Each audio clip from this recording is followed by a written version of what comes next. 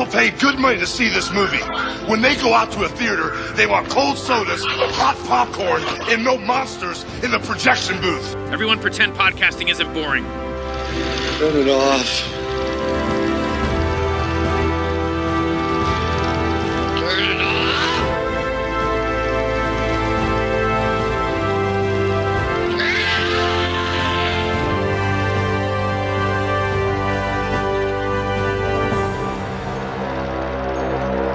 My goal as an effects artist is to show you something that there's no way you could have thought of yourself. Suddenly we had unleashed the writers' minds. They could show any story they wanted to. The whole business exploded, and we did indeed become rock stars. Watch this. It's more than just a makeup artist.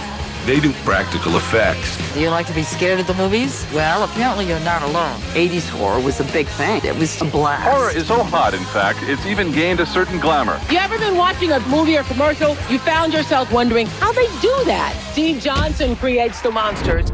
Felt like I had to prove myself because I wasn't good at sports. I had this one thing that I could do that making the best monster I could made me kind of belong. Rick Baker, my hero, he had just done the Cantina sequence for Star Wars. He gave me his phone number and he said, listen, if you ever make it out to Hollywood, give me a call. I loaded up my car, hit the road.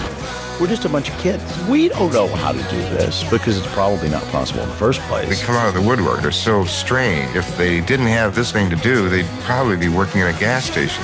We provided a lot of work for the special effects guys. I went home and bought 10 pounds of cocaine so that I would not have to sleep. James Cameron is the only director that made me cry, but I did love him for it because he made my work better. You have the work, and then you had the partying, which was phenomenal. Steve's favorite word must have been like, this really can't be done. We got to figure out how to do it. I just wanted to create fun stuff. Our stars are fading, and now technology wipes it out. Now we're the dinosaurs. They put so much love, energy. The audience thinks it's done digitally anyway. He's the architect of his own misfortune. Steve was kind of in this other realm. These drugs do make you better till they take you down. And I snapped. It really is extraordinary how all these kids had such an impact. I don't think Steve ever got the credit that he really deserved for a lot of things he did. I'm going to make some of the greatest movies ever, and then I'm just going to slam it in a freight train into a brick wall and jump from the smoking wreckage. This movie's going to ruin what's left of my ragged career. Hey folks, welcome to a special episode of The Projection Booth. I'm your host, Mike White. On this episode, I'm talking with Nick Taylor. He is the director of the new documentary, Rubberhead, The Life and Monsters of Steve Johnson. If you are into effects, especially those from the 80s and 90s, you are definitely going to be interested in this film. Even if you're not, you're going to be interested in this film. It's a lot of fun. Film is getting its premiere over at the Fantasia Film Festival in Montreal, Quebec. If you are within the sound of my voice and able to see this movie, definitely check it out. Thanks so much for listening, and I hope you enjoy this interview. Can you tell me how you got involved in show business? Yeah, absolutely. So I've been a writer for Dread Central for about 6-7 years now. I've had a podcast on horror filmmaking. Spent a lot of time just trying to figure out how to get into the industry, but I've been involved in horror journalism for a while. And there was a movie I was working on for a really long time. I was working on making a interactive VR zombie movie, and I spent a lot of time doing that. Didn't end up becoming anything because it was basically trying to do something that was like millions of dollars for a lot less. And so spun my wheels on that for many years, but it taught me how to write. It taught me how to do a lot of things. But yeah, from there, just wanted to somehow be peripherally involved in the industry and became a journalist. I was writing for Dread and then started my podcast, The Nick Taylor Horror Show, where I talk to horror filmmakers and directors and basically ask them how they got their movies made, which was essentially my film school because I never went to film school. Wanted to learn how you got movies made from people who did it. And I have a lot of friends who went to film school, and I hear a lot of the same thing, which is it's great. You learn a lot. It's fun to just go to college for movies. You meet a lot of great people, but there's so many practical aspects of filmmaking that they don't cover. So I wanted my podcast to basically be the answer to that, but specifically for horror filmmaking. So I just spent years interviewing horror directors and learning how they got their movies made, and then eventually got around to making my own. That's basically it. Well, and how did you choose Steve Johnson as your subject for this? I met Steve at Monsterpalooza, and I've been a fan of his since I was literally a child. And I was a kind of a lonely horror fan. I didn't have many other friends who were into the genre, and I was into all this weird monster stuff and was always drawing monsters and sculpting them. And I had teachers at the time who discouraged it because it was scaring other kids and things like that. So I think I was led to feel like sort of an outcast and a misfit. And when you're like 6 or 7, that can make you insecure. And I think a lot of us horror fans went through that. As a kid, you're not sure what to make of you being drawn to all sorts of weird stuff and blood and gore and monsters and things like that. So I felt like a little bit like an outcast. But then I see Scare Tactics and I see Steve and Linnea, and there's this really cool, strapping, handsome guy who's at the top of the industry doing these amazing movies, making a living doing all this stuff that I love, making monsters and blood and gore effects. And I was just like, oh my God, this is, first of all, this is a living. But second of all, there's this really cool guy who's doing it. And I really immediately looked up to him because he kind of validated me, didn't make me feel so alone. So it gave me sort of a permission to pursue this as a real career, that you can take this passion for something that's so obscure and you can actually make a living out of it, because he was at the top of the industry around that time. So I felt sort of a spiritual connection to him at a young age. And then later, many years later, met him at Monsterpalooza, and we started talking and got to know each other. And I learned all of these different stories from his life. I was helping him promote a project he was working on where he would tell me a story from his overall life, and I would pitch it to the media the next day. And it was like story time with Steve for about a week. And every story was just, one was more insane and amazing than the next. And they all involved drugs and alcohol. They all took place on these major, enormous movies like Ghostbusters. And he would tell them, and he would be so hilarious. And I just wanted to recreate that feeling of just kind of being at a bar with this fascinating guy who lived this incredible life, and just, drink after drink, he's telling you his life story. But in any case, I'm jumping all over the timeline. He would tell me these wonderful stories. I'd pitch them. One of them went viral. There was a whole story about Steve doing just insane amounts of cocaine to create Slimer for Ghostbusters. That Bloody Disgusting put that story out, and it went fairly viral. And it was in different languages, which was really funny. After a while, I was like, my God, your life story is amazing. Somebody should tell it. And I think it should be me. And yeah, it took years because we were as indie as it gets. But yeah, that was the origin of it. Well, yeah, I mean, every film is a struggle, right? It's like a battle. Oh, yeah. Some people describe it as. So what was your battles? What were the things that really kind of hurt you or were stopping you, and how'd you overcome them? Well, it took a long time because we would just shoot what we could when we could. And then when we ran out of money, we would stop and we'd kind of pick it up and put it down, which luckily you can do very easily with documentaries, because you don't need, we shot this movie over the course of many years. Steve's appearance fluctuates a little bit, but it doesn't matter really. So luckily you can do that. So I think just the indie nature of it was a bit of a challenge. We pitched it for years and we kept hearing the same thing from major players. Like, we love this, we love Steve, but it's too niche for us. And I mean, that was good feedback.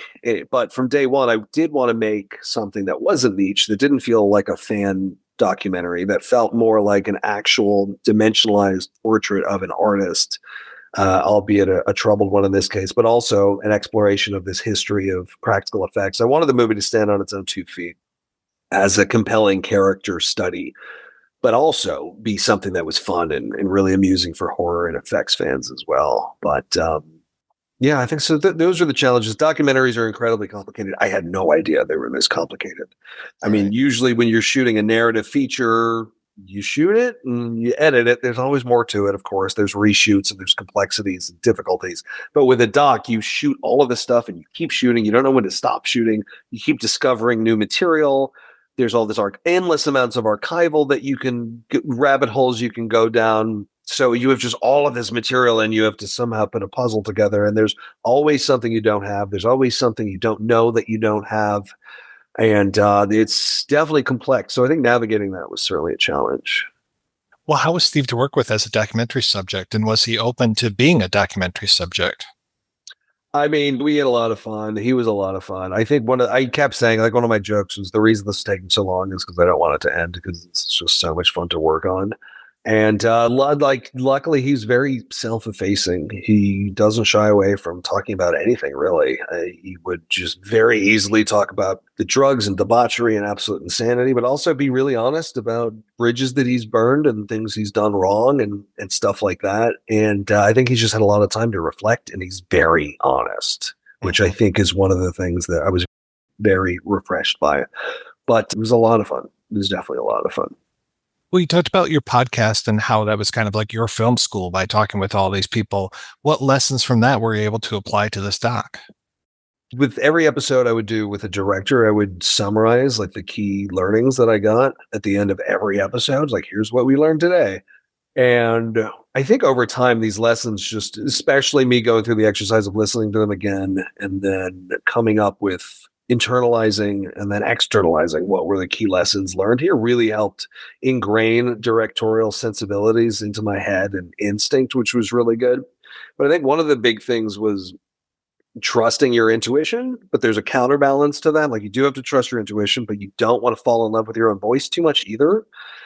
Where I did have, it's like you turning into a frequency. Like, the movie had a frequency that I was tuned into, but I know myself and I know my sensibility, and I know I'm a huge fan. I'm a horror fan. I'm a huge fan of practical effects. So there was all this cool stuff that I wanted in the movie.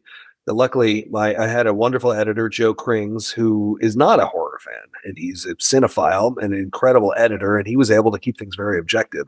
So I think having the counterbalance of the right collaborators is critical. I mean, I learned it is your job as a director to not necessarily have all of the vision and all of the answers, but to surround yourself with people who will help you find it, who can counterbalance and basically, save you from yourself in certain cases.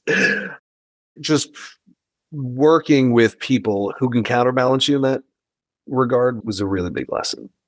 Obviously, you've got Steve as your primary source, but what were some of those other rich veins that you were able to uncover while you're going through this? Well, in choosing who else to interview, we originally were going down the path of trying to get some major names and big filmmakers talking, but it's very time consuming. It's really difficult to do that. You have to chase them down. And even if you do get them, it's like, okay, they're between scenes. Maybe you can get something, but their energy is not going to be great and they're not going to be focused on you. And it would have been amazing. It definitely helps the prestige of a movie to have some big names in it. But we started going down that road and we were chasing a few names. And then we got to the point where we're like, you know what, this would be way more intimate if we got people who really knew Steve really well, and we made this more of a intricate portrait. So then we just decided to focus on that. One of which was John Landis, who's a major director, and Linnea Quigley, who's a just legendary scream queen. So we were able to get some pretty great names, but they knew Steve really well. And they knew him personally, they knew him professionally. So we did want this to be a very personal story, which dictated who were some of the people we talked to. But I think Linnea was a real game changer in terms of the dimension she was able to bring to Steve, because she knew him personally and she knew him professionally. She lived with him. They were married, but she also knew the horror industry incredibly well. They were on multiple movies together, so she saw every side of him during one of his big pinnacle, seasons of life. So she was able to see a lot of that. She was able to see the destructive aspects of his addictions, but also his work ethic, also his genius. And she genuinely loved him. They genuinely loved each other. I mean, there was a real tragedy in their ultimate, splitting. So she was wonderful to talk to. There was very rich conversations with her. Frankly, I can't think of a better audience for you with this doc than Fantasia. It's got to feel pretty great to have your first movie being able to premiere there. I'm very honored. Yeah, it does feel great, and I can't wait. It's really wonderful. But no, I was very humbled and touched that they chose us. Nick, where can people go to find out more about the movie and where it's playing near them? You can follow me on Instagram at I am Nick Taylor, or on our production company's website, AmericanNightmare.co. That's not .com, but .co. And we'll definitely be posting updates there. And if you're going to be in Fantasia, come check us out on July 23rd and 26th. Fantastic. Nick Taylor, thank you so much for your time, sir. Good luck at your premiere. Thank you, Mike. Goodbye, Rubberhead, so long, boob. Going below your inner tube. I got a brand new sugar cube. So goodbye, Rubberhead, so long, boob. I told my baby nice, please don't flirt around. And don't give eyes to other guys, it makes my poor heart pound. And as I told her nice, please don't make me dread, she winked her eye at another guy, and when they left, here's what she said. Goodbye, Rubberhead, so long, boob. Going below your inner tube. I got a brand new sugar cube. So goodbye, Rubberhead, so long, boob.